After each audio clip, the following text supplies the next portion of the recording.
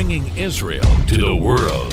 This is IBN News. With news of Israel, I'm Susan Michaels. In a press conference this week, U.S. Secretary of State Mike Pompeo said of West Bank annexation, the Israelis will ultimately make those decisions, and we will work closely with them to share with them our views of this in a private setting.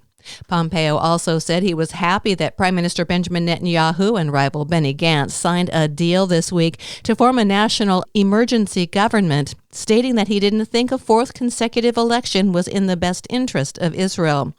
The coalition agreement states that while the new government will strive for peace and stability in the region, plans to extend Israeli sovereignty to Jewish settlements in the West Bank could be promoted. Any move by Israel to seize lands would have to be approved by the United States. The current wave of the coronavirus outbreak in Israel has reached its peak and begun to subside. This according to the Health Ministry's Deputy Director General, Professor Itamar Grotto. In an interview, Grotto said, "We can say we have stopped the current wave." He did warn that a new wave of COVID-19 may be around the corner if the economy and education systems reopen too soon.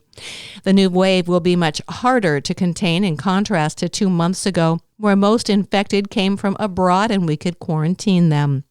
According to Magen David Adom Emergency Service, swabs in the testing kits for coronavirus received from China may be faulty and contaminated, leading them to suspend most testing throughout Israel. A health ministry source said the main problem is in the substance in the test tube.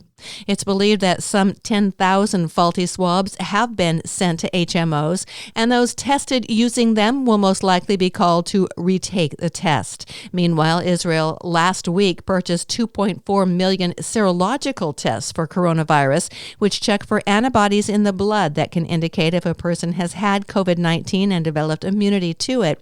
It's been shown that asymptomatic carriers could be spreading the virus unknowingly. And the Shin Bet revealed this week that Israel has thwarted a number of terror attacks in Jerusalem, including at their largest soccer stadium. I'm Susan Michaels. IBN, Israel Broadcast Network.